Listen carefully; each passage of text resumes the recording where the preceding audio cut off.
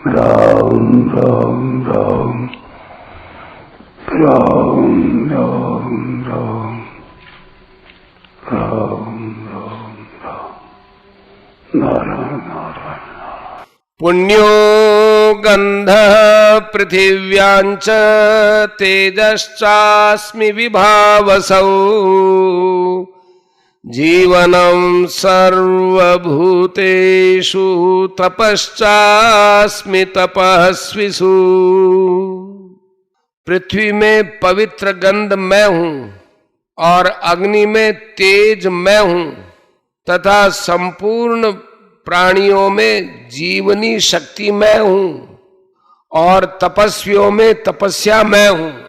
व्याख्या। पुण्यो गंध पृथिव्याम।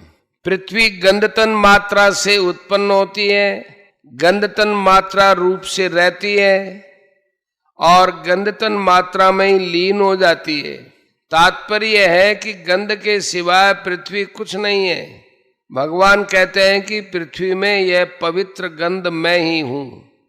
यहां गंध के साथ पुण्य विशेषण देने का तात्पर्य है गंध मात्र पृथ्वी में रहती है, उसमें पुण्य अर्थात पवित्र गंध तो पृथ्वी में स्वाभाविक रहती है, परंतु दुर्गंध किसी विकृति से प्रकट होती है। तेजस्सास्मि विभावसौ। तेज रूपतन मात्रा से प्रकट होता है, उसी में ही रहता है और अंत में उसी में ही लीन हो जाता है। अग्नि में तेज ही तत्व है, तेज के बिना अग्नि निस्तत्व है, कुछ नहीं है। वह तेज मैं ही हूं। जीवनम सर्वभूतेषु। सब प्राणियों में एक जीवनी शक्ति है, प्राण शक्ति है, जिससे सब जी रहे हैं। उस प्राण शक्ति से वे प्राणी कहलाते हैं। प्राण शक्ति के बिना उनमें प्राणीपना कुछ नहीं है। प्राण शक्ति के कारण गाढ़ नींद में सोता हुआ आदमी भी मुर्दे से विलक्षण दिखता है। वह प्राण शक्ति मैं ही हूं। तपश्चास्मि तपस्विषु। द्वंद्व सहिष्णुता को तप कहते हैं, परंतु वास्तव में परमात्म तत्व की प्राप्ति के लिए कितने ही कष्ट आए, उनमें निर्विकार रहना ही असली तप है।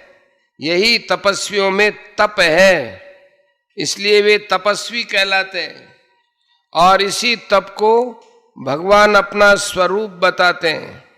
अगर तपस्वियों में से ऐसा तप निकाल दिया जाए तो वे तपस्वी नहीं रहेंगे। परिशिष्ट भाव। सृष्टि की रचना में भगवान ही करता है, भगवान ही कारण है और भगवान ही कार्य है। अतः गंध और पृथ्वी, तेज और अग्नि, जीवनी शक्ति और प्राणी, तपस्या और तपस्वी, ये सब के सब कारण तथा कार्य एक भगवान ही हैं। कारण की परा और अपरा दोनों ही भगवान की शक्ति होने से भगवान से अभिन्न है। अतः परा अपरा के संयोग से पैदा होने वाली संपूर्ण सृष्टि भगवत स्वरूप ही है। पुण्यो गंध है। गंध तन मात्रा कारण है और पृथ्वी उसका कार्य है। गंध को पवित्र कहने का तात्पर्य है कि कारण माने तन्मात्रा सदा पवित्र ही होता है। अपवित्रता कार्य में विकृति होने से ही आती है। जैसे गंध तन मात्रा पवित्र है, ऐसे शब्द, स्पर्श, रूप और रस तन्मात्रा भी पवित्र समझनी चाहिए।